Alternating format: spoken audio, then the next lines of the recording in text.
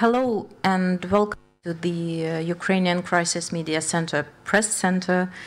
And, you know, as Ambassador Charlie said mentioned in one of his interviews, the World War III has been already started, at least in informational field. And we know that Russia spends huge amounts of money on its propaganda campaigns all over the world. We Ukrainians used to live under this pressure for decades, but we already know how to fight it. So today's event is an extraordinary one because journalists from India, Indonesia, Malaysia, and the Philippines take part in it. And we really appreciate your visit to Ukraine, and I hope that you also have the eagerness to understand the context and the features of Russian war in Ukraine. So today's press event, which is called Russian Propaganda Narratives in Informational Space of India and in the countries of international informational space in the countries of East and Southeast Asia and India, takes place within the framework of the Unfold Ukraine to Global South project, which is implemented by the UCMC in cooperation and coordination with the Open Society Foundation, with financial assistance from the International Renaissance Foundation.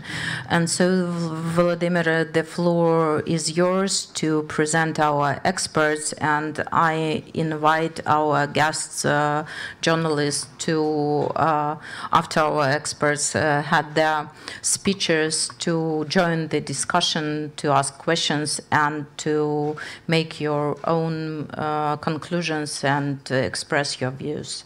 Thank you. Thanks so much. So I'd like to launch our discussion with an introduction of our experts. So today with us are Iryna Subota, analyst of the Center for Strategic Communications and Information Security. Thanks you. Olena Churanova, fact-checker, media expert of the StopFake.org project. Oleksiy Feshchenko, analyst at the International Charitable Foundation of Public Diplomacy. Olga Vorozhbyt, deputy editor-in-chief at Ukrainian Week, affiliated expert of the analytical center Ukrainian Prism. She joins us online. Thank you for participating. And Natalia Butyrska, expert on the Asia-Pacific region. Thanks for joining us. So today we will discuss and focus on such topics as tools of Russian information warfare abroad in the context of the activities of the Stop Fake initiative. Also, we will discuss the spread of Russian propaganda on the example of India and Indonesia, and focus on methods and narratives. Problems and tools of countering Russian propaganda in the countries of East and Southeast Asia. And also we will follow the issue, how can Ukraine resist influence in the countries of the Indo-Pacific region. So I'd like to give floor to Olena Churanova, fact-checker, media expert of the Stop Fake project, and ask her to give us more details about activities of Stop Fake initiative and how these narratives that you debunk on a daily basis may be actual, and how does they reflect to the region of Asia and the audience of the so-called Global South. Thank you, Volodymyr. I'm really happy to be here and to present my project also. and our findings of our work. Stop Fake is Ukrainian fact-checking organization. It was founded actually at the same time when Ukrainian Crisis Media Center, also founded in 2014.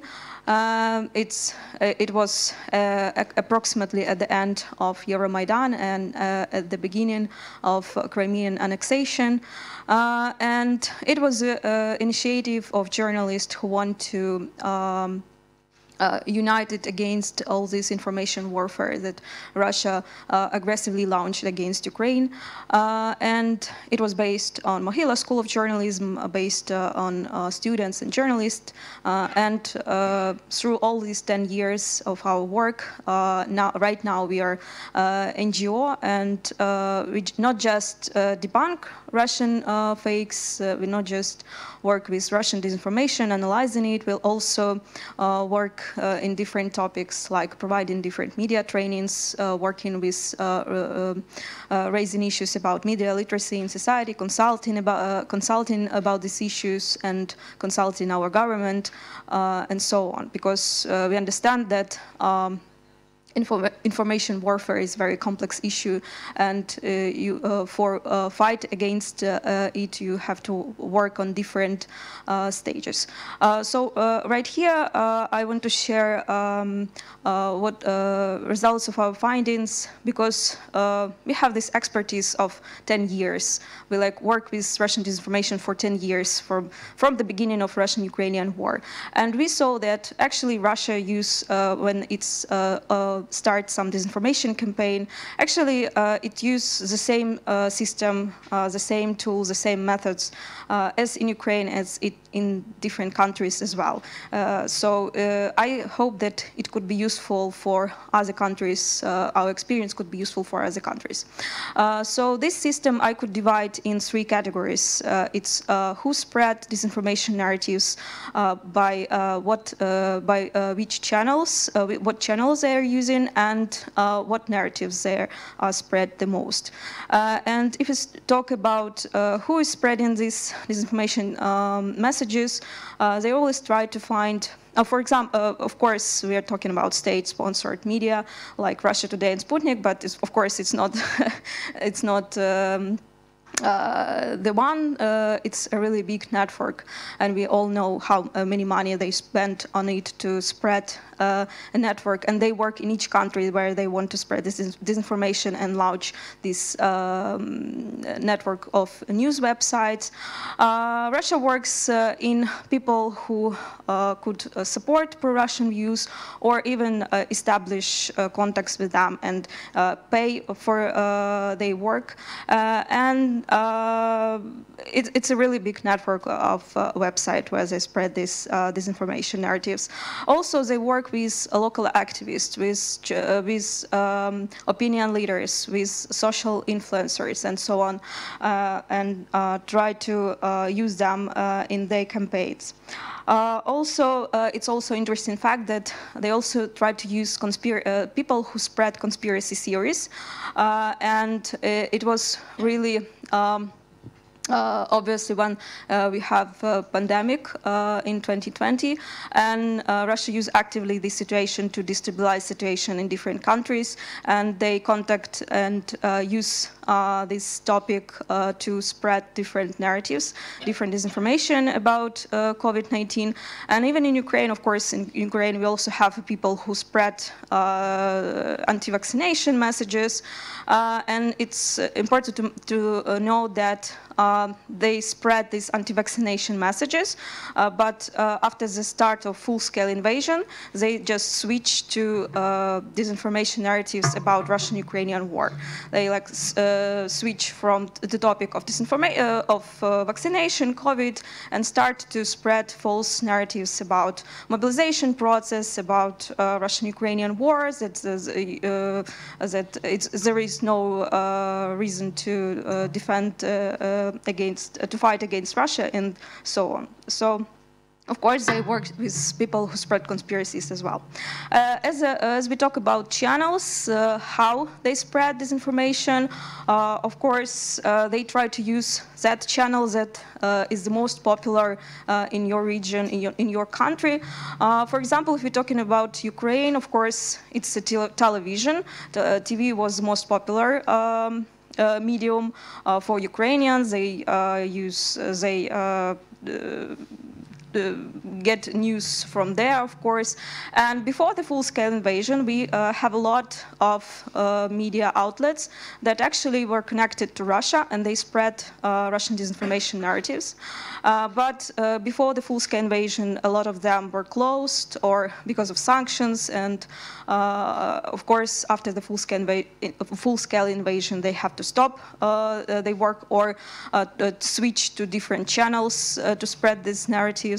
And of course, Russia also have to choose another channel to spread disinformation. And right now, they use Telegram in Ukraine as like a main resource of spreading disinformation.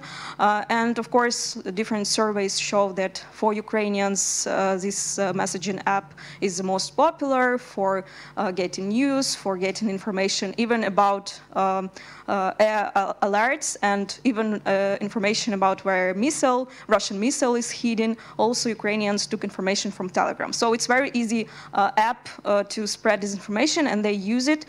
They launched like 100,000 channels, and they spread fake from there. And we also, as in Stop Fake, we constantly monitor this tool, and we saw that they use this similar system when they start spreading some fake on a small anonymous channel, and then this channel was created right before this story started to spread, and then this fake could go to more popular channels, could captured by some opinion leaders, and it ends in traditional media. So of course, when you want to find which channel Russia is using to spread disinformation, you have to look which channel of communication is most popular in your country. And what about narratives? Of course, during that 10 years of our work, we monitor a lot of narratives. And of course, they use each situation, each event to spread their point of view. But now we are talking about Russian-Ukrainian war. And of course, here it's the main narrative that they start trying to spread abroad, that this war started because of the West and because of the Ukraine, and the West is aggressor here, not Russia, and Russia here is a defender. They defend its culture, its values, its people, and of course its peaceful country, and of course they work actively on issues on denying facts that they kill civilians, that they shoot civilian infrastructure. Of course, case like Bucha and so on, they also keep going to work on these issues to show that it's fake. And of course, right now we also see the other narrative that they want to spread abroad, that there is no reason to support Ukraine, and they work with this issue in different countries, that other countries have to stop to support Ukraine, and they also use here different narratives like there is no reason to support Ukraine, and even if you share some aid, it will be stolen because here is a high level of corruption, so it will be stolen or sold on some black markets and so on. Or even they play this card that each country has its own problems, so your country have to pay more attention to your own problems and not to be involved in some strange foreign war that you it doesn't matter what's going on there. Of course, I could talk about narratives a lot because it's our job. So to conclude, to summarize all of the above, Russia actually is not very creative in conducting disinformation campaigns, and abroad as well. If you read the research on the so-called active measures that the KGB used to carry on during the Soviet era, you will see that they actually use the same scheme. They use the same system, but right now they just add social media in this system. But of course, Russia has a lot of advantages in this warfare, like a lot of money that they pay for it, for these media outlets, for people, for different channels to spread this disinformation. Of course, they also play this card that they some global superpower, how they feel themselves, and they are ready to give these other countries who are their friends different energy resources, aids, weapon, technologies, and they will going to keep it up until these countries will support their point vision of the world. But anyway, we have to keep our work. Of course, to talk about how we can counteract all these measures, I think it's a whole separate discussion. But here I just want to share our findings, what we saw during all our work in Stop Fake, what system Russia used to launch disinformation campaign. Thank you so much, Olena, for this presentation, and I may call it the frame of Russian propaganda architecture. So I hope we will put more local context inside this frame about India and ASEAN countries in the perspective of Russian propaganda activities. So now I'd like to ask Iryna Subota, analyst of the Center for Strategic Communications and Information Security, about the spread of Russian propaganda on the example of India and Indonesia. What you may bring us about the methods and narratives you followed in your activities and investigations on the activities of Russian propaganda machine. Thank you for the question. And first of all, I want to start from that, how Russia spread their narratives, especially to the different countries, and I showed the examples of the media landscape of India and Indonesia. And first of all, what can we see when we monitor the media landscape and especially Russian sources and pro-Russian sources? We see that Russia spread contradictory messages. What does it mean? It means that Russia spread different and conflicting messages at the same time. For example, at the same country, we can see the message that the Western countries supply Ukraine with weapons that continue to escalate the war on the part of Russia. On the other hand, we can see at the same country the message and at the same time that the Western countries refuse to supply weapons. So this is contradictory messages spreading at the same time and the same country, and this is like one of the aspects of spreading Russian propaganda narratives. The next one, messages of global narratives gained local context.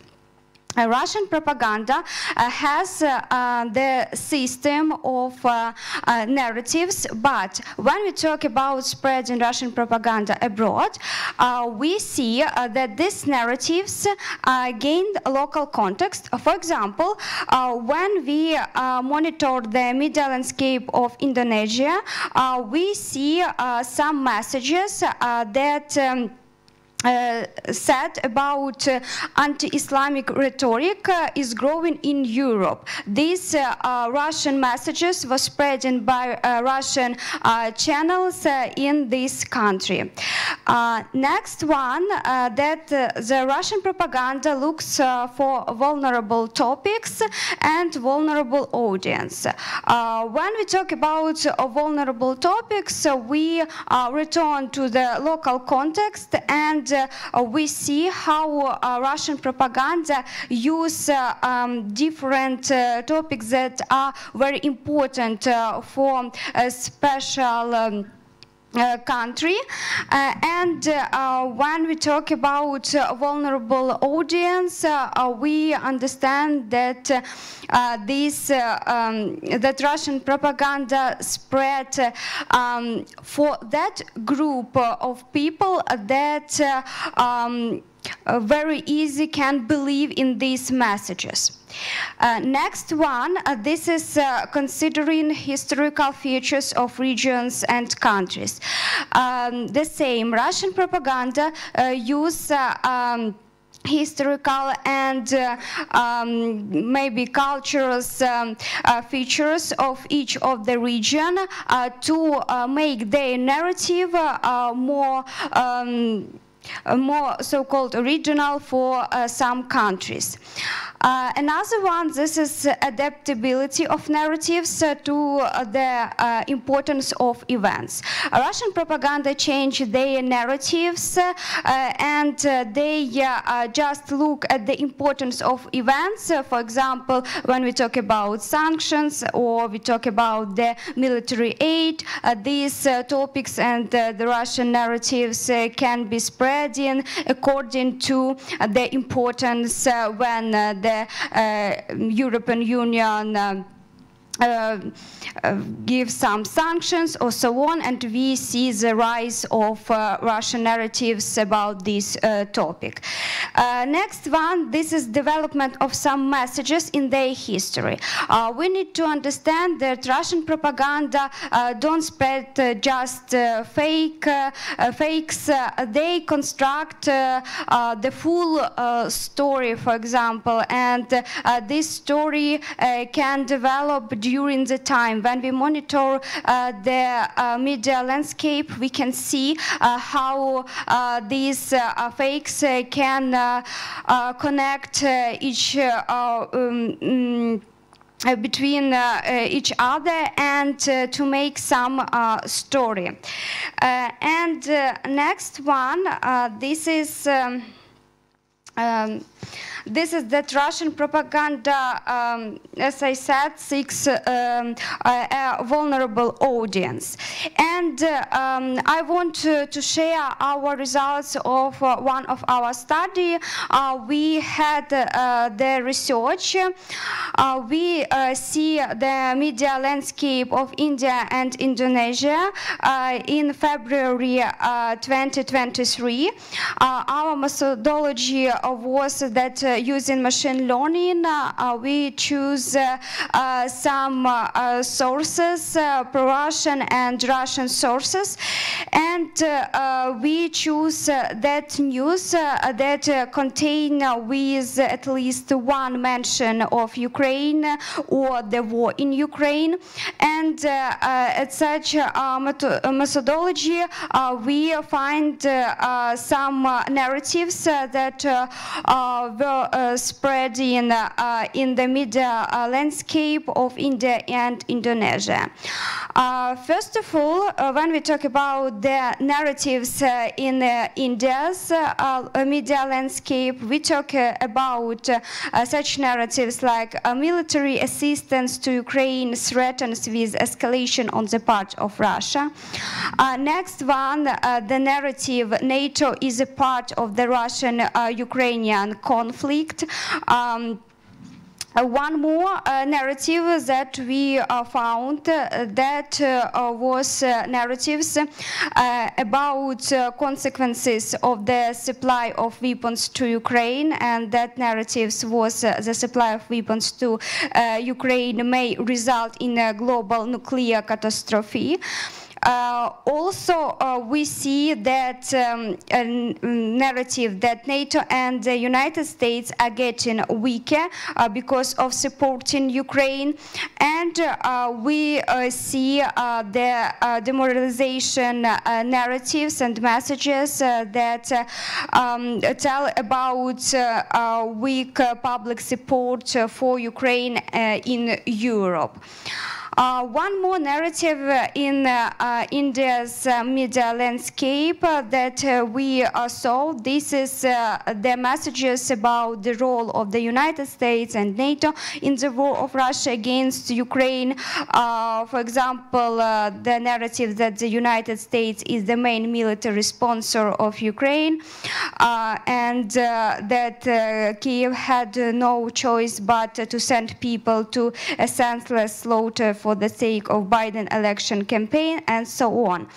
Also, we see the internal messages as, for example, in the economic sphere, Russian narratives pursued India to partner with Russia. And when we monitor the Indonesia media landscape, we saw some the same narratives and some internal narratives. For example, when we talk about the general narratives, we saw that, again, military assistance to Ukraine may have the result in escalation of the part of Russia. Also, we see messages that Ukraine revenge on civilians in Donetsk Oblast. Also, that was the narrative and messages that say that Russia wins or does better on the battlefield. And one more that we can see that the Russian propaganda spread the narratives about the so-called adventures of Russia in terms of arms. We saw some narratives that said about World War III, and when we talk about the internal narratives and messages, we saw in the Indonesian media landscape such messages that provoke hostility towards Europe because of religion topic. That I said, this is the example of messages anti-Islamic rhetoric is growing in Europe, and we see one more internal narrative that was that Indonesia needed to act as a mediator in the war of Russia against Ukraine. So this is that result that we saw when we monitor Russian media outlets in the countries of India and Indonesia. Thank you so much, Iryna, for this in-depth analysis and your findings regarding the narratives that Russia tries to impose towards the audiences of the so-called Global South. And I'd like really to undermine this feature that Russia tries to use local narratives, local agendas towards its own needs, and implement pro-Russian narratives put them inside the local agenda regarding different issues. And now I'd like to ask Olha Vorozhbit about more close perspective of India information sphere and how Russia tries to intervene, let me call so, the Indian information space regarding the attempts to bring India to more economic and political ties with Moscow, and whether the informational leverage is actively used by Russia to engage with India. Thank you. Thank you for inviting me to this discussion. That's a great honor to be present here.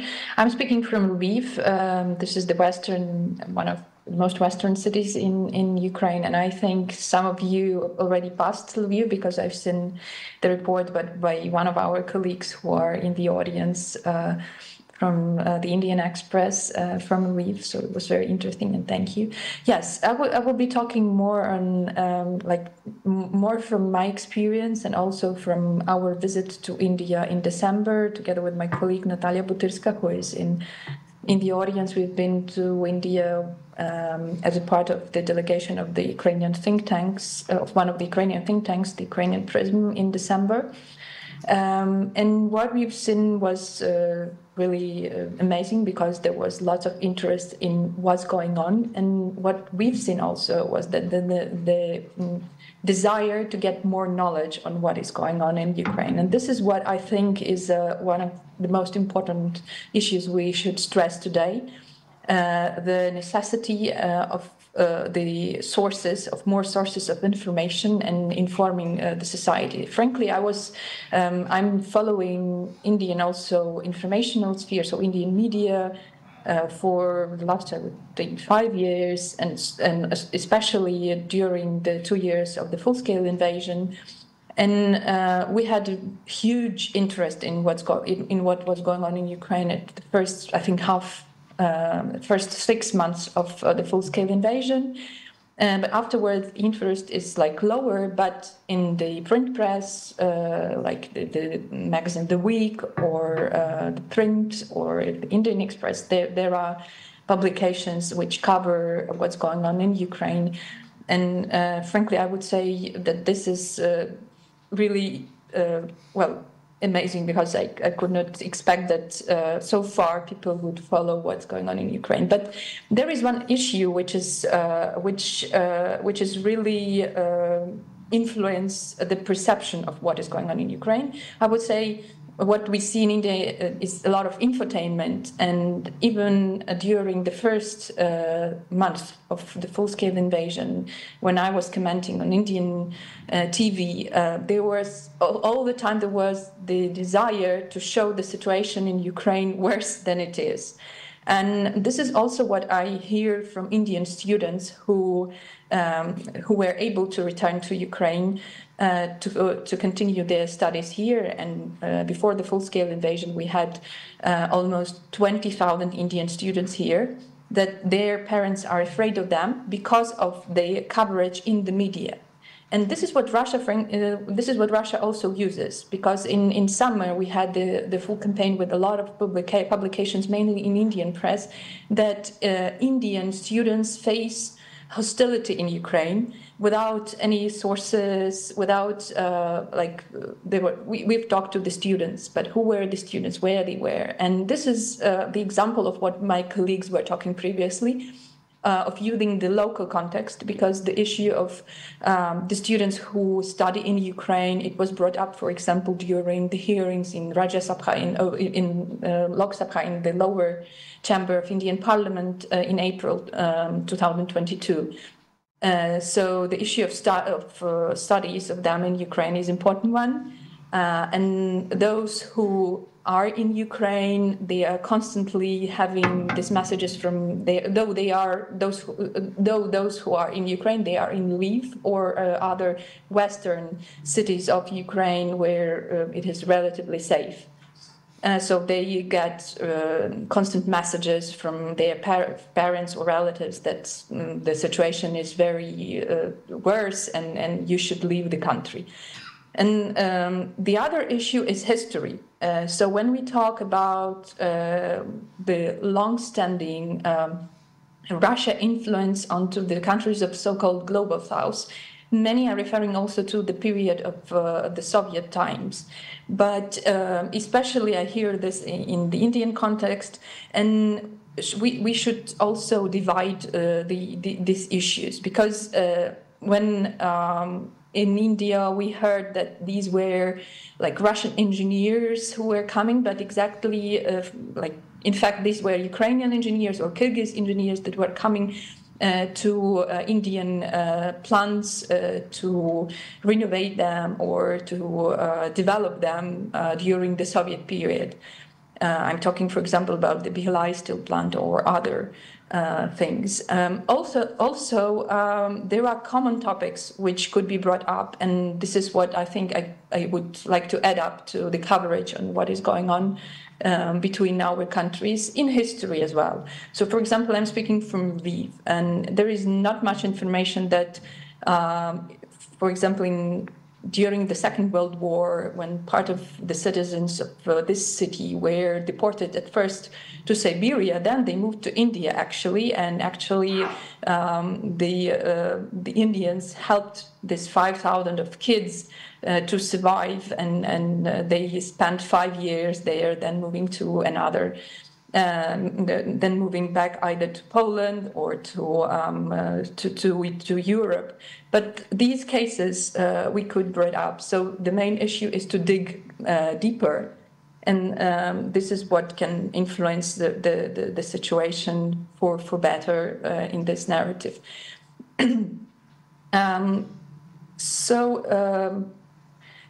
One of the main things that also were brought up by my colleagues was, of course, the portraying the war in Ukraine as the so-called proxy war. This is NATO and Russia, and bringing up more Ukrainian voices can help in this situation to show that this war is not. Is what it is, so that to explain the main narratives and the reasons of this war. The other issue is, of course, which could be common for both Ukraine and also countries of the so-called global south, is post-coloniality. And here we heard during the visit to India, we've heard that this could be a possible topic to explain the reasons of the war, so that finally countries of the so-called global south and India could understand how this war developed and why we are fighting it. And recently, frankly, I've heard one interesting, at that time, publication and also a podcast from the Indian media, The Print, where the editor explained it with the issue of revanchism and also irredentism from the European history. So trying to explain the history with its roots may influence and help to tackle this situation. Thank you. Thank you so much, Olena, for this analysis and what I have mentioned, and that may be our such a note about Russian attempts to intervene the informational sphere of Asian countries is a historical perception of Russia among these societies, and it is a conclusion of what of your perspective and Iryna's thoughts. So I may bring just an example to our audience that 1/3 of Soviet GDP was produced in Ukraine. But unfortunately for many countries in Asian region, Ukraine was absent on a political globe. And that is a matter that should be changed, and that is a challenge for Ukrainian diplomacy and business as well, and also development of ties between NGOs, think tanks of Ukraine that the bank Russian disinformation activities is also a very important sphere of cooperation between Ukraine and India and countries of ASEAN region. So now I'd like to bring floors to Oleksiy Feshchenko, analyst at the International Charitable Foundation of Public Diplomacy. And I'd like to ask him to tell us about how the problems and tools of countering Russian propaganda in the countries of East and Southeast Asia may be achieved. Дуже дякую, Володимире, за презентацію. Thank you very much, Volodymyr, for your presentation. First of all, I would like to thank the organizers for this event. I would like to thank to dear journalists who succeeded in spite of everything to come here to see how things are happening in our country, so to say, to be in the field and to feel the same things that we feel during this press tour. First of all, I would like to mention, and my colleagues already focused on that, on some certain issues, like what kind of things are used by Russia against us. So we see that problem is serious and it is multi-layered and there's a lot of components. And in this context, we have certain difficulties. And we have disinformation and propaganda, and they remain the key weapons in the arsenal of the Kremlin. Moreover, it remains strong because according to the research of Princeton University, that was a study conducted in 2019, 62%, like Kremlin is responsible for 62% of, like they are trying to get into the politics of other countries. So the work is systemic and it is continuing for many, many years. And actually the full-scale invasion of Russia to Ukraine shows how that is implemented in bigger context in the informational field. So actually the main aim of disinformation campaigns is to undermine the legitimacy of Ukrainian politics and de-evaluation of Ukrainian fighting, a de-evaluation of Euro-Atlantic aims, and hanging such notions that we are subject, we are the country who is protecting itself and is asking for certain support from Western partners or USA, etc., in order to protect ourselves, because the other country is kind of making attempts to destroy us. This is kind of a fixation. So what do we do with that? I would like, in my speech, to highlight in three key aspects as a representative of Fund of Public Diplomacy. If you want, like I can be representative of the public on a democratic field. What can we offer? What do we have to work on? First of all, like primarily, the first thing is to strengthen presence of Ukraine in informational space of the countries of Asian region. That is, the key motive is that for us, as for Ukraine, for other key partners, it is important to understand that these are not the countries that are bad. For example, if we are talking about Asian region, Southern and Eastern Asia, etc., not the countries are bad. It's not like they don't want to help us or, for example, they have other opinion regarding war in Ukraine. The main problem is lack of Ukrainian presence in the information field of those countries, meaning that we have lack of efforts, information efforts, financial, material resources, human resources, in order to bring alternative and true opinion to representatives of population of the given countries. I would like to repeat myself. This is impacting. Why did it happen this way? Because physically, Russia and Ukraine have certain levels of capabilities, right? That's a fact. But still, we have to work on that.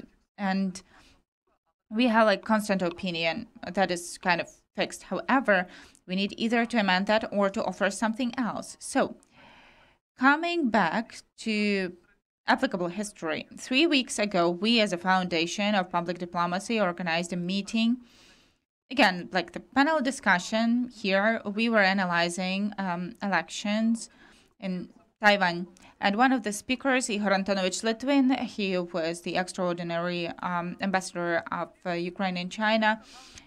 And he said such a thesis in the framework of information history, like we raised this issue. He said, do you know that in China, Ukraine journalists are represented by one correspondent, one for the whole China, from Ukrinform.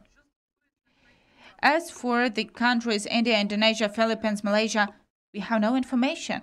That is, we are not presented there, and it's a big issue, and it's a big problem we have to work on. We do understand what level these countries have, territory, population, etc., and We don't have our representation there, and we have to work on that for a long time, and we have to work on that thoroughly. So I would like to sum up. First of all, what we have to work on. The thing is not about the quality of messages, because, yeah, I think that we will continue about that, but it's about quantity and opportunities to disseminate. We have to increase our presence in certain regions to highlight the information, objective and true information. And it's very important that the information is not just like, well, today such an event took place. That's it. Goodbye. Yeah, it should be interesting. It should be interactive. It should make people interested, those people who live in these countries. The next aspect, second one, to make the work of embassies more active. We need to make the work of our embassies and representatives in context of fighting against fakes. What might it be? That can be creation of some informational departments. We should conduct panel discussions more often, to have the fixation of these messages on the level of representatives. So, for example, in India, we have the embassy in India. We also have the embassy in Indonesia. We have the ambassador. We have the embassy in Malaysia. We only have the temporary representative. And in Philippines, dear journalists, we don't have our embassy at all. That is, the country that has more than 100 million of population, we don't have even our representative there. And it's a huge problem, because how do we form the contact? How do we form international relations, even on such a diplomatic level, without speaking about diplomatic level? That's very important. We have to work on that as well. Third point, and in my opinion, again, from the point of view of representative of the Foundation of Public Diplomacy, it's incredibly important. We need to strengthen connections in the field of public diplomacy. That is, taking into account the basic understanding of goals and tasks of public diplomacy, it is aiming at forming the dialogue with the countries in order to disseminate information, to bring this information to people of certain country. That is, it's a tool which is used, so to say, there are official channels or propaganda channels. That will be the alternative that we can use. Russia is using much more in terms of messages. So actually that is a realization of the soft power to the opinion of people in a different country. So in my opinion, in this context, it would be much better to use cultural diplomacy. Look, that would have been the basis to form much stronger connections, because cultural diplomacy, it provides for really calm and balanced dialogue. That is, what might it be? To conduct some cultural events, for example, opening some cultural centers, maybe based on embassies. However, it would be really good to open that in Philippines as well, and to spread via the cultural dialogue also information about us, that we are an authentic country, because very often it happens that the same narratives and theses from Kremlin, we are a shadow of Russian culture, so to say. We are Russians, but a bit different. No, we are authentic. And we have our own culture, just like your countries have your culture.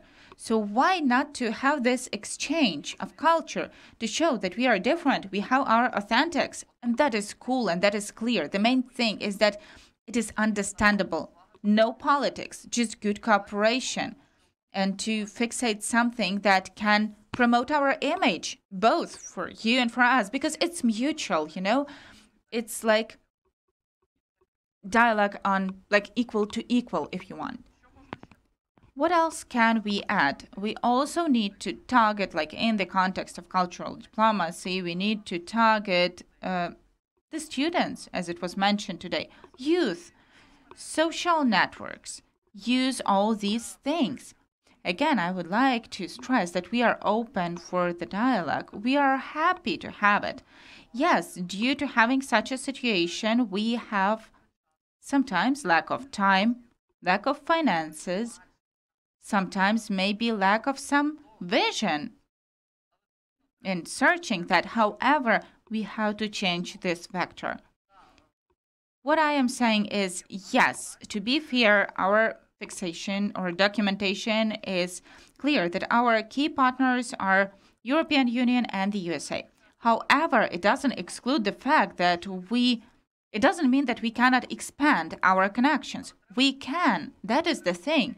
But I am saying that we have to highlight on that step by step. And coming back to the fact that it is so nice to see such an initiative when journalists from such countries indeed could see what is happening in Ukraine and, so to say, real time. And that's really nice. So let us draw up the conclusion. So all the aspects that I mentioned in 3 key directions, they are important. And we need to work on that in order to fight Russian propaganda. At the cost of being active in the field of public and cultural diplomacy, we will be able to break the stereotypes and Russian thesis regarding the fact that we don't have Nazis in Ukraine. We are not the puppet doll of the Western world, and we ourselves can form our foreign policy, taking into account national interests of all the interested parties, and creation, as I mentioned, the facts, creating positive image of Ukrainian state. I hope that dear colleagues, journalists from India, Indonesia, Malaysia, and Philippines, who are present today with us here in the room, they at least ruined one myth regarding the fact that Ukraine is a country of Nazis. I hope that you understand that it's a myth.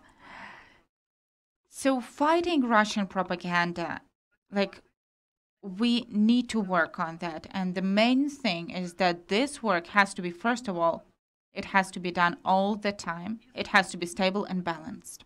Thank you.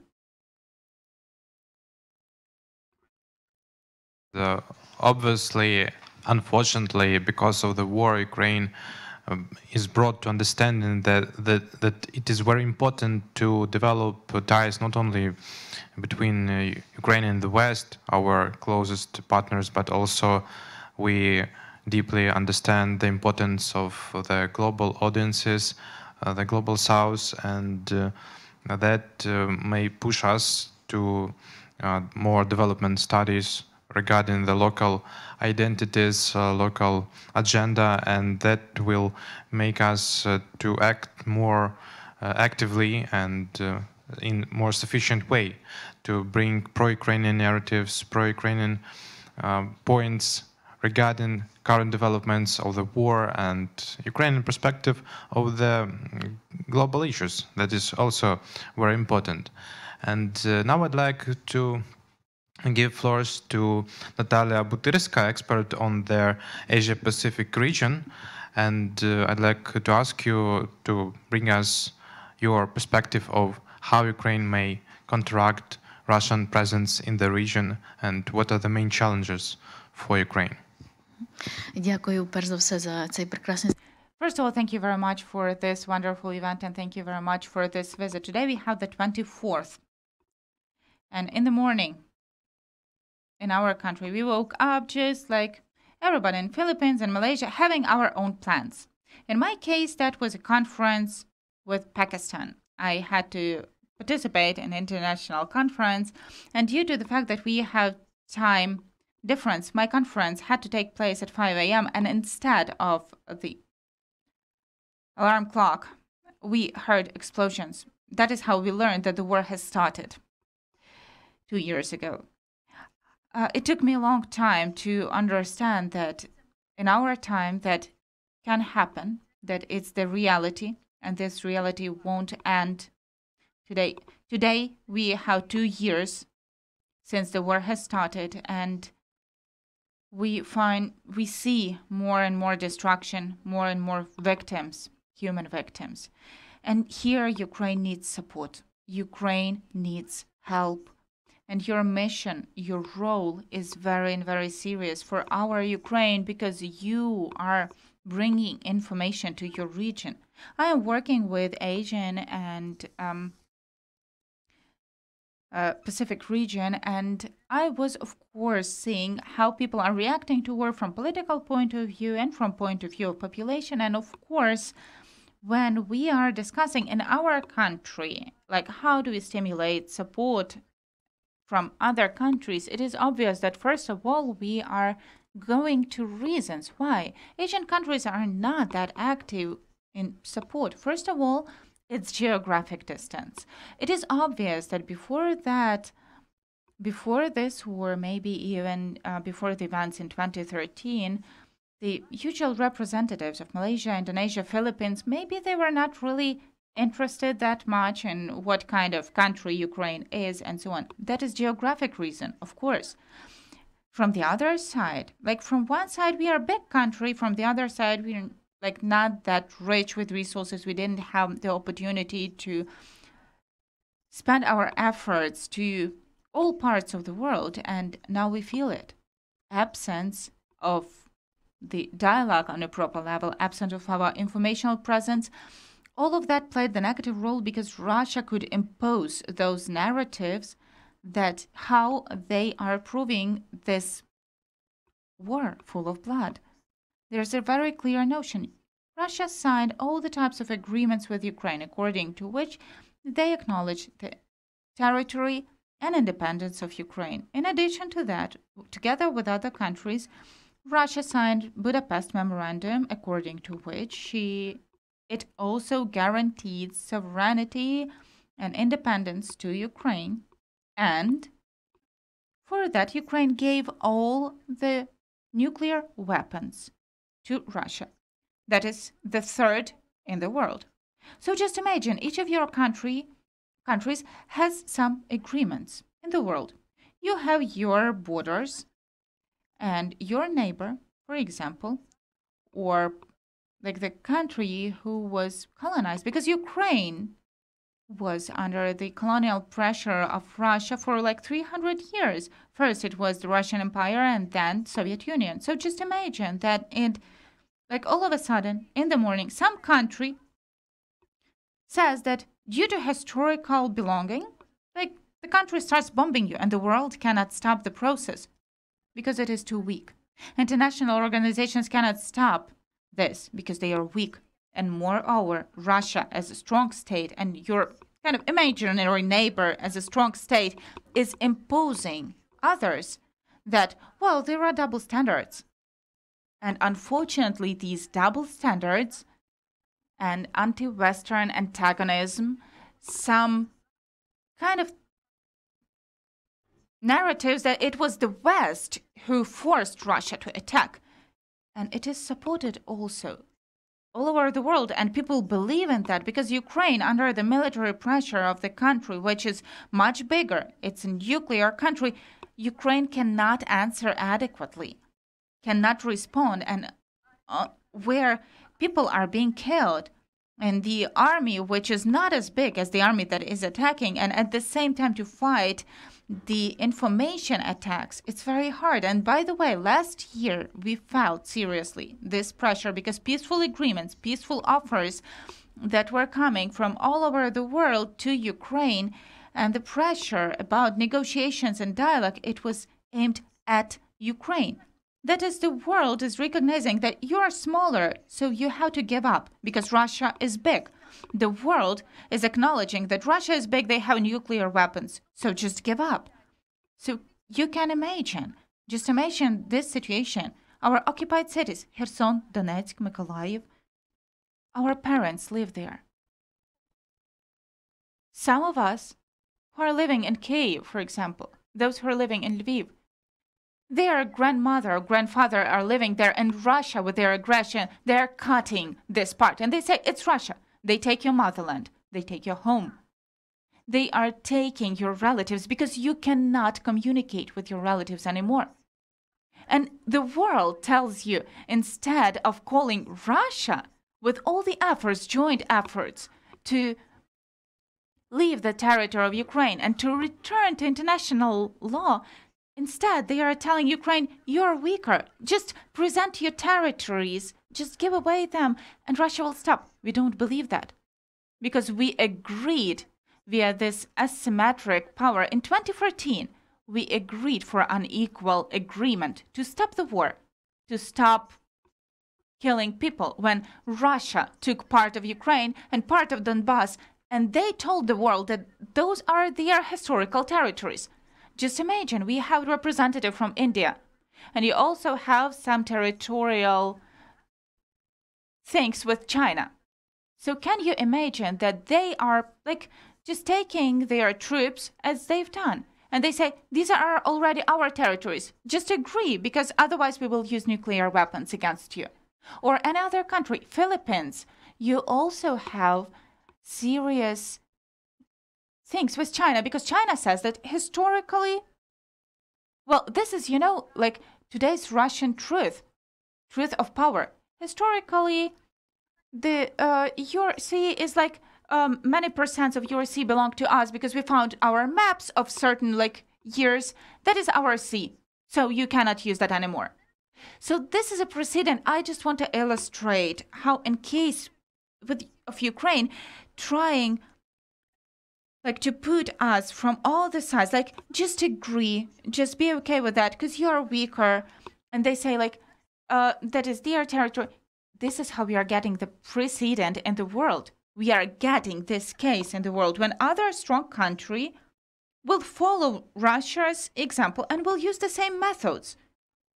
They will say that that is our territory historically. We once used to own the territory, or we wanted to own. They will threaten nuclear weapons, or they will commit some types of crimes similar as those that we are facing. So information component is very serious and destructive, because Russia having huge resource with the help of China as well.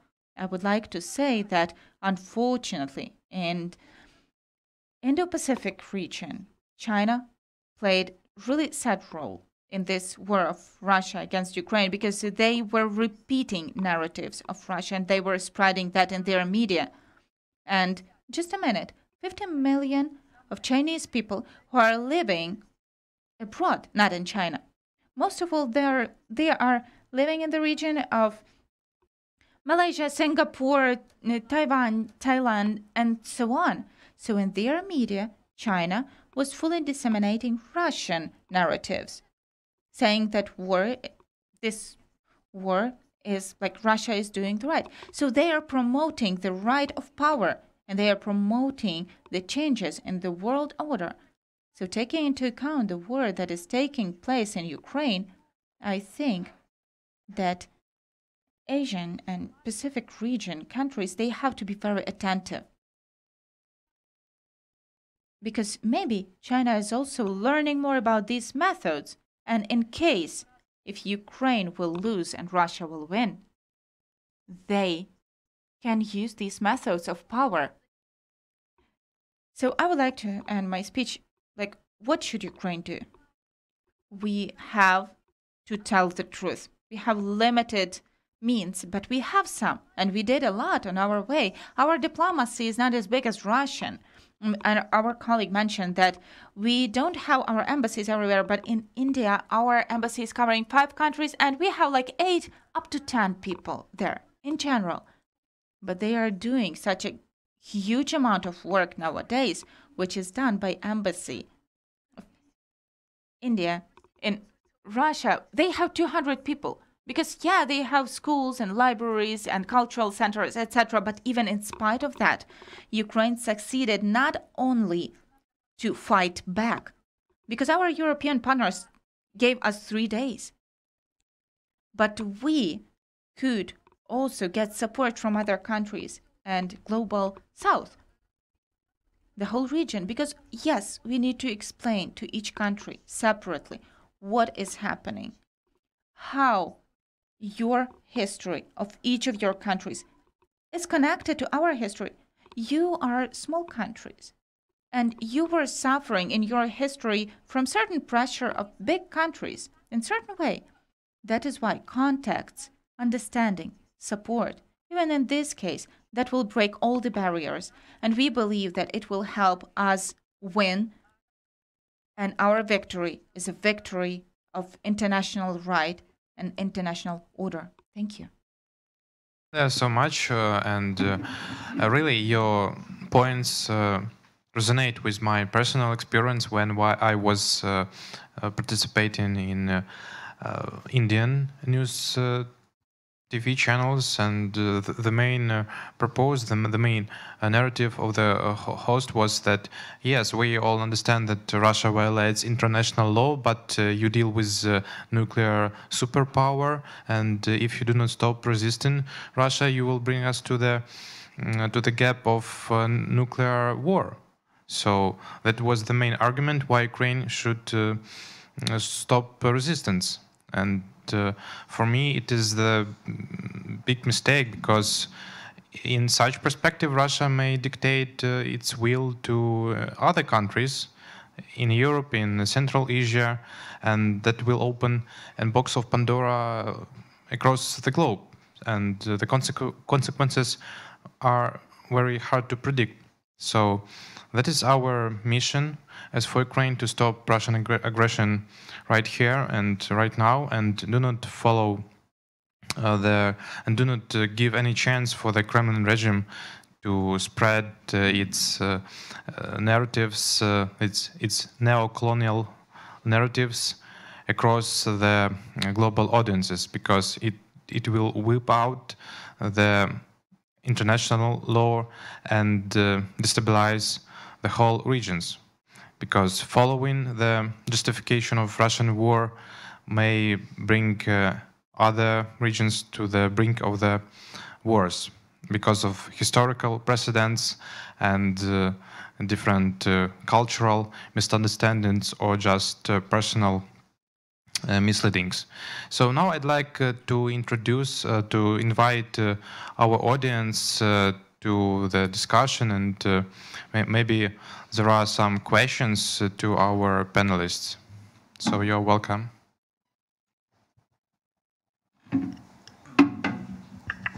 Hello. Hi. My name is JC Gotinga. I am from the Philippines. I'm wondering if you heard about, there was this incident maybe 2 years ago in which it was discovered that some inorganic partisan activity on Facebook was traced to Russian origins, or is the location of basically disinformation attacks on Philippine media and not government, but basically with the net effect that pro-China narratives are supported, and some of the troll activity, for the lack of a better term, was traced to Russian locations. So that is to say, it affirms the notion, the hypothesis that there is this organized, it's an industry. Disinformation is an industry, and that Russia is a place where it thrives and it benefits from it. So I was wondering, what are your thoughts on? You've talked about cultural connections, establishing more than beyond embassies, beyond diplomacy, it should be cultural. But has there been, or are there any pushes for cooperation between your country and ours in terms of managing, fighting back, preventing these kinds of disinformation attacks, given that there seems to be, it appears, if it's a pro-China message emanating from Russia, then there is, on that side of, that ideological side, there is some kind of alliance there. And here we are faced with the same issues, basically almost the same enemies. And to my knowledge, we have not worked together when it comes to that. So any thoughts or anything from your vantage point to add to what we know about these things?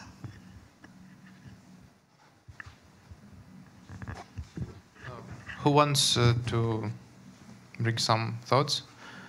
I may start with my perspective that obviously we should make some chains of communications and deal with these propagandistic ambitions and activities of Russia and China, because there are many ties between them. And my colleague mentioned Taiwanese elections, and we at Hybrid Warfare Analytical Group also wrote an article about Chinese narratives regarding Taiwanese elections, and we also followed Russian media outlets, and we really investigated that there are many similarities between methods, how Russia portrays Taiwanese elections and how China tries to invade informational space of Chinese Republic in Taiwan. So studying Chinese informational machine, propagandistic machine, bring us to the understanding of modern technologies, how autocracies try to use social media in their attempts to undermine resistance and resilience of democratic societies. And that is a sphere where our organizations, civil society, media outlets should cooperate. But from another point, Ukraine is under the situation of ongoing war, large-scale war, and that is a big challenge from the perspective that China still has many leverages on that may put an impact, direct impact on the development of the current war, because all the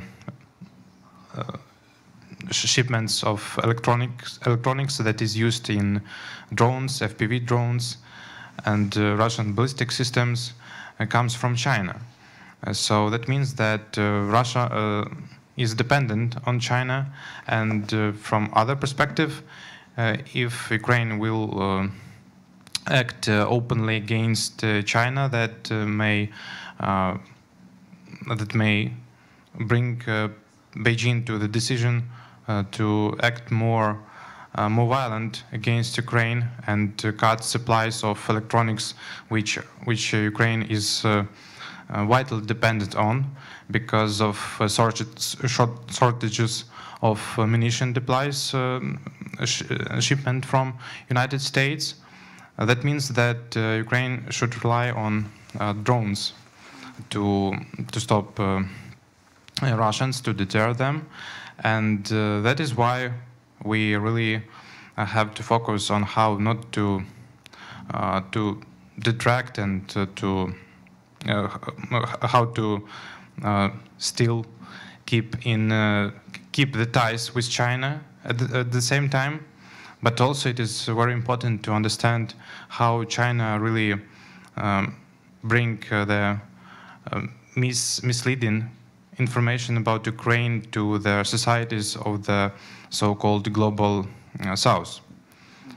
So this is a situation of contradiction, and Ukraine should really be patient about that. And the way how to deal with this situation, I think, lies in the surface of cooperation with NGOs, with societies and media outlets of Southeast Asia regions that are aware about Chinese information activities in your region. So it is really important to investigate on that and to establish a cooperation.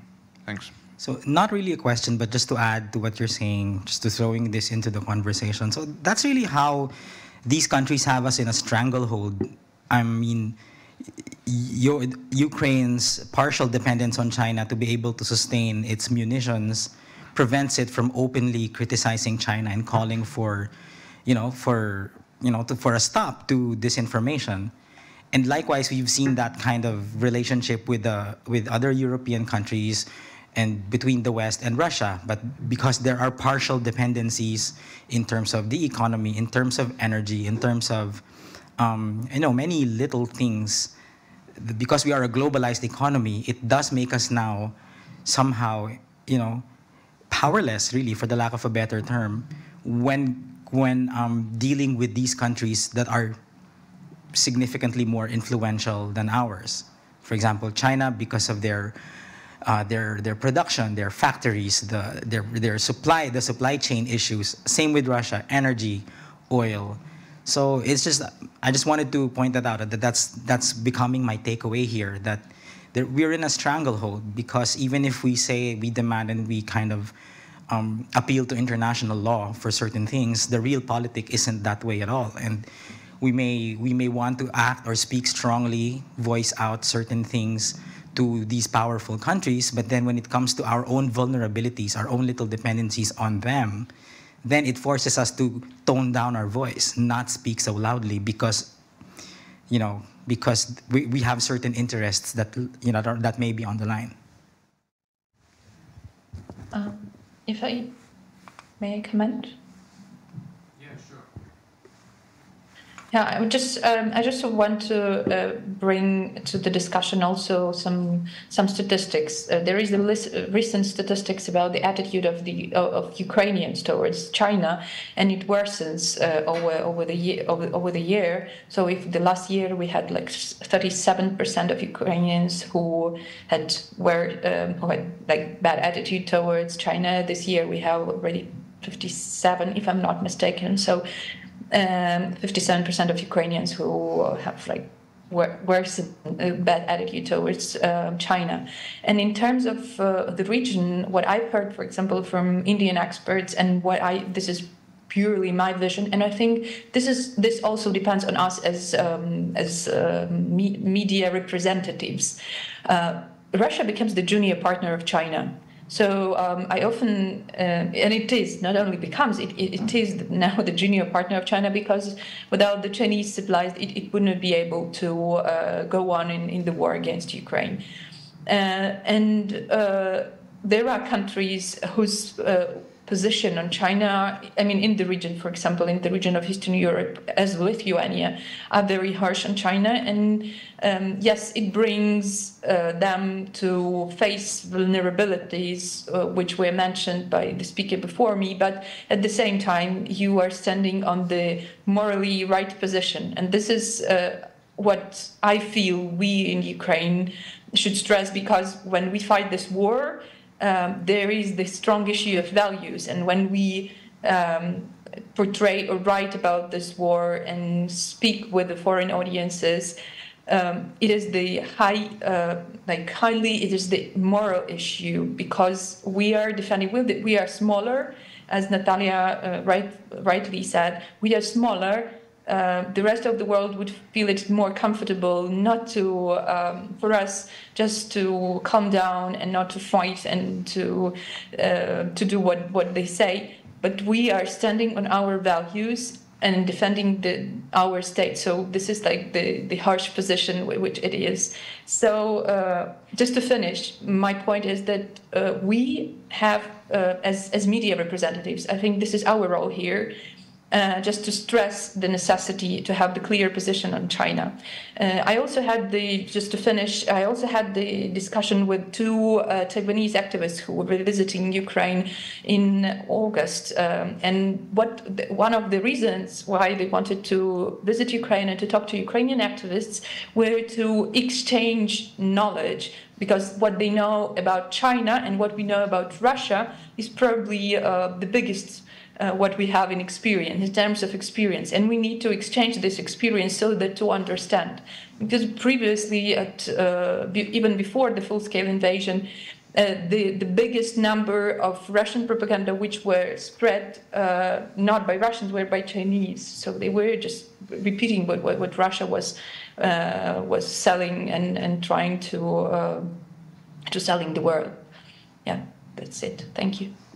Yes, thank you, Olga, very much. So really there are many interconnections between Russian and Chinese propaganda, and that is a matter where our Ukrainian experience is useful for our guests and societies of the Southeast Asia and India as well. And we Ukrainians have to make our own conclusions regarding experience of India and East Asia countries from perspective of Chinese techniques to intervene local informational agenda, local informational space, because nowadays we're facing with this axis of Beijing and Moscow, and the informational sphere is very important dimension of cooperation of these two global powers. So maybe there is another question from the audience, please. Yeah, thank you. My name is Vico. I'm from Indonesia. I will give my questions as a media activist because I'm not journalist anymore. I was a journalist, but now I'm not journalist anymore. I'm working for Indonesian Association for Media Development based on Jakarta and become the partner from UCMC. Before I go to the Ukraine, I met with the ambassador of Ukraine in Jakarta, Mr. Vasil Hamian, and we discussed about our plan to come to Ukraine, getting invitation from UCMC with 2 journalists from Indonesia. And of course, I discussed about the issue about disinformation in Ukraine at that time regarding the recitement of your chief of the arm of force of Ukraine. I forget the name, but for the Mr. Vasil, is that not disinformation? Is that a little bit? It is not important.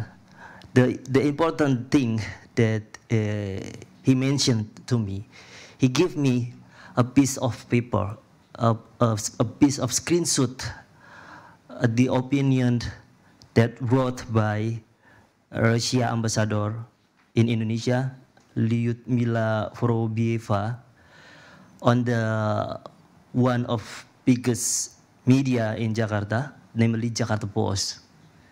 In the opinion, in her opinion, maybe I will give the point, 2 points. The first, Ukraine is depend on West too much. Your government got the support from the West, such as weapons, armed force training, funds, and other sponsorship to increase the escalations near the Ukraine and Russia border. And the next point is, she said also mentioned about neither the Kiev or the West regime have political will for peace, and become the reasons why Russia use special military operations in the Ukraine area. She said also, and it became a conclusion of her opinion in the media. What if the West finally abandons Ukraine? Will Ukraine still be fighting or stop? And I think it's related to the popular photo of the President Zelensky, and I think it's viral in Indonesia that Zelensky looks like abandoned with the figure of international leaders when attending in the NATO meeting in Lithuania. I think maybe we know that the photo, President Zelensky stand look like alone, and nobody cares to him. I want you to comment about this one. And the second one, There are two journalists here from Indonesia involved in the press tour. And I guarantee you that both of them are journalists with the integrity and the media as well. They are my colleagues, Damar Ferry Erdian from Jaring.id and my colleague Hussein from Tempo. But there are many journalists and media in Indonesia that do not meet the resource person directly, visiting Ukraine or understand the issue well. My question is how to amplify this issue in the country like Indonesia, especially based on your experience. Thank you.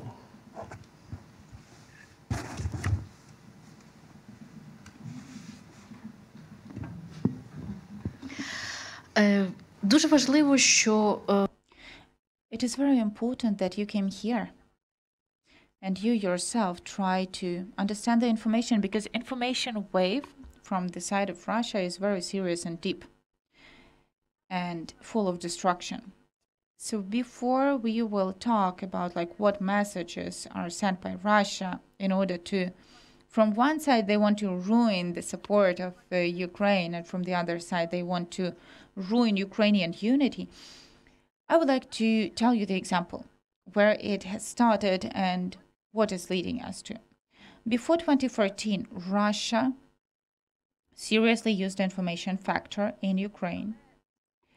However, due to the fact that our country maybe did not pay enough attention to information impact of Russia inside of our country, we had a lot of media, Russian media. They were openly working in Ukraine, and back then they were trying to divide our country. What I am trying to say, my husband was born in Donetsk, which is occupied since 2014. And I remember his family used to live there because he, for 30 years, he's living in Kyiv already, but his mother lived there. And when in the air there was some kind of information wave in the media that Ukraine is different, a part of Ukraine, it's not Ukrainian, it's Russian, Russian language is prevailing. So such narratives were launched in our social sphere, and we were not attentive and ready to the fact that we are on the edge of a very, very serious challenge, which was growing and growing and became war. So back then we didn't pay enough attention to information wave as part of the hybrid war, when Russia already started working on how to divide Ukraine and how to get Ukraine. Russian impact and careful impact started back in 2014 when Feshchenko came to power, and they felt that Ukrainian direction, Ukrainian society is moving towards European choice. Because Ukrainian society saw that we have European Union nearby, our partners. And at certain time, in Soviet times, we were together in the same socialistic camp. Baltic countries, Poland, Hungary, Slovakia, they have high level of life, they have high level of democracy, and they are confident in tomorrow. And this desire, it was causing pressure to Ukrainian authorities. Ukrainians were making their choices and revolutions, one after the other one. It was our choice because Russia was having Ukrainian elites and Ukrainian information space in their hands. So when we started talking about some division in Ukrainian society, I was really surprised because language, like Russian language, was a common language in Ukraine. My husband is speaking Russian, I'm speaking Ukrainian. We are living like that for 30 years already. And back then I was thinking, like, is it true that people in Donetsk are somehow different from people who live in Lviv? Or maybe their needs in life are different? No. Moreover, Ukraine is very democratic also from religious point of view, because Russia is trying to develop religious factor that there are some religious problems in Ukraine. No. Everybody is free in Ukraine. We have choice. And when Russia started playing on the language and religion, that led to the fact that in Donetsk, under pressure of Russian information machine, there was a serious breach. And you see what happened as a result, and the things that happened in the Crimea, it was the first sign how information wave can become, can predict war and what kind of negative role it can take. And already now we can say that when Russia started its attack back in 2022, Ukraine drew some conclusions and we strengthened our information wave. And we made a range of things that helped us to get rid of Russian impact inside of our society. But even in these conditions, with our experience, now we observe how Russia, which cannot get the military prevalence and cannot break the society with their military tools, no matter what they do, every day we live during night alerts. We are not sleeping for 2 years already in Lviv, Odessa, Kyiv. That is psychological pressure to civilians, and every day we wake up with the fact that some civilian house was shelled with Russian drones. But it doesn't help. Last year, they were shelling our energy sector. We lived without internet, water, electricity.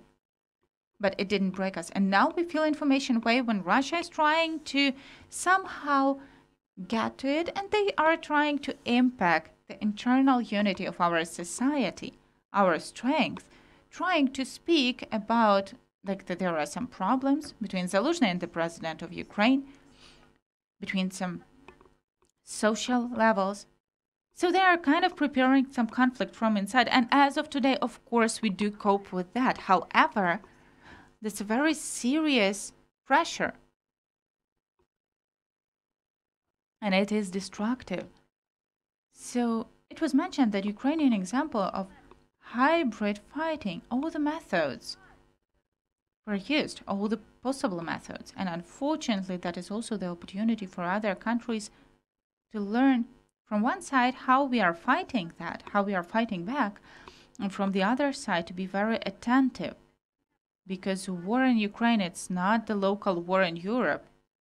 Long ago, it has gone before this framework. It's a global conflict of fragmented nature. And what we've seen during last year in different ends of the world, some conflicts, frozen or old conflicts, they started again. Gaza, Northern Korea, we see how they are growing now, the pressure to Southern Korea, etc. All these are consequences of how Pandora's box is being opened, how all these methods are used in the world, and unfortunately they impact all of us in a really bad manner. So that is why when colleagues are asking how should we need to interact on the level of analytical centers, on the level of our non-state organization, on the level of journalists, so that Ukrainian experience is also learned by you and colleagues from Taiwan.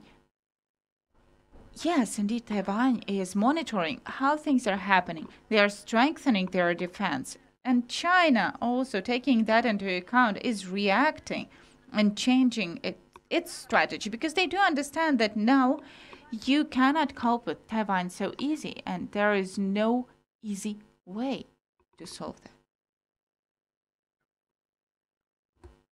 Thank you, Ms. Natalia. I will continue in Ukrainian. Also, just a few remarks regarding our dear guest mentioned the photo from the NATO summit where Zelensky was kind of abandoned, right? That is the example when analytics is done like on the empty space, so to say, because like in the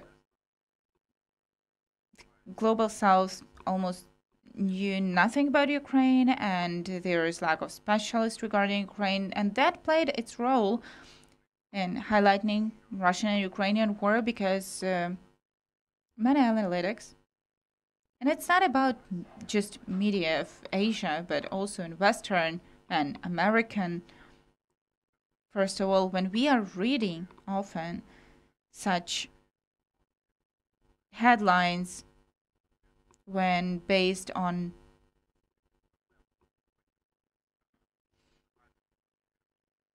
some unclear data, they make generalized conclusions about how the war is going on and what are the prospects. And this also forces us to explain Western audiences why it is important to support Ukraine and why events that are happening in the east or south of Ukraine, it's part of some global picture.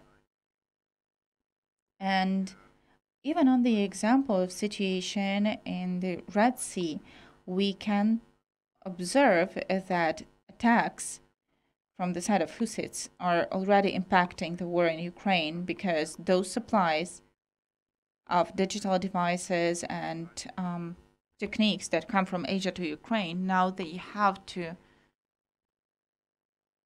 use the way via Africa, and that increases the cost and time of supplies. And of course, many procurements are made at the cost of volunteers. So this is also, like, in perspective, it is making Ukrainian task harder regarding their defense. So all the processes in the world are interconnected, and the conclusion that Ukraine is abandoned by the West, in my opinion, that's a mistake, because the Western countries, they finally come to understanding that war in Ukraine is just an element in mosaics, global mosaics. And the West starts to change their weapons. However, I guess for more than 30 years of conversion, and we were trying to get rid of the weapons, and the West now cannot make enough weapons to cover their own needs and correspondingly compensate the losses that the armed forces of Ukraine are having in terms of technical equipment, and to cover the needs of Ukraine in using the weapons. However, it's a prospect of the years to come, and it doesn't matter what will be the results of elections in the USA, Europe will produce more weapons, and in prospects that will also impact the better weapons for the armed forces. So this narrative that we are abandoned, it's like, the surface level. Of course, they are trying to hit the emotions, so to say, and Russia is trying to provoke the emotion among Ukrainians that the West abandoned us, that we were betrayed. However, it's not like that, because there are some objective reasons why the West is supporting us on the level they are doing that. Yeah, unfortunately, it's not enough for Ukraine to have enough opportunities to get back our territories in the prospect of the nearest years. However, we can also understand the Western countries, because the given situation, it's a consequence of many years of our wrong politics regarding Russia and our own defense complex and our own production. So currently we have processes of reevaluation of our values, and then work on some production in European countries. Of course, Europe and the West in general, they are still living in the paradigm of peaceful times. So reviewing the budgets is also quite a difficult thing. And election processes are impacting also the decisions. But that moment is already going on, and the production is growing. So we should expect that in the nearest years, Ukraine is going to get enough weapons. First of all, due to solving some technological issues, and armed forces of Ukraine, they will be capable not only to stop Russia Russian troops, but also to deoccupy the whole territory of Ukraine. I would like to say one phrase about the abandoned. Yesterday in Ukraine, we had the Prime Minister of Denmark and representatives of the Congress delegation. Today, we have Ursula von der Leyen, head of Euro Commission, and 3 prime ministers as of today. Prime Minister of Canada, Prime Minister of Italy, and Belgium. Therefore, we are all journalists. We all understand how our devices allow us to get the picture that we want, to take that from a certain angle. And visits of leaders of different countries is a serious signal that we are not abandoned. In addition to that, now Ukraine is going to signing big safety agreements. So as far as we cannot become the NATO member, we signed agreements for 10 years. That means the countries who are signing the agreement for 10 years, they are going to support Ukraine with military, financial methods, non-lethal and lethal weapons, and all the necessary diplomatic steps. So they are taking certain obligations. Now we have such agreements with France, Germany, Denmark, and Great Britain. And in the list, there are 20 more countries who are ready to do that. So it's about the fact that the West did not abandon Ukraine. They were not just not tired from Ukraine, but they increased their responsibility for supporting Ukraine and for Ukraine to win, because it understands the threats from Russia for themselves, for the world, and the necessity of Ukrainian victory. I have to say that unfortunately we are running out of time, so we have to make our conclusions, and I think it is surprisingly for me that we started with Russian narratives regarding the region. However, we ended with conclusions that are related to the topics and to the challenges of Ukrainian diplomacy. So in this perspective, the situation regarding information influences of Russia and China brings us to the understanding of how it is important to establish cooperation between civil societies of the East Asian countries and India and Ukrainian NGOs, think tanks, media, with the aim to exchange our experience. The second point is very important to investigate on how the sphere of information warfare is developing, and how new technologies, especially regarding social networks, are used by autocracies to influence democratic societies. And that is a very important thing to understand, because dependence of how long the war between Ukraine and Russia will long, these challenges of information warfare will be with us for decades, and that is a competition of technologies. So we have to be more precise and accurate on that, and the exchange of our experience is the way of how to overcome these challenges. So if there is no any other points to conclude, I may thank to all participants of our discussion. I think it was very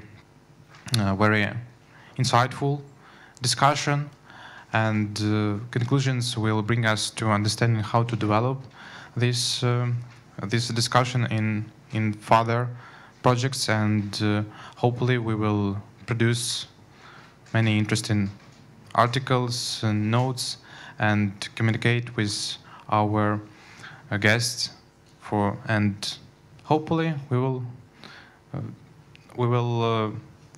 provide our investigations in mutual beneficial formats. Thanks, and stay on. Goodbye.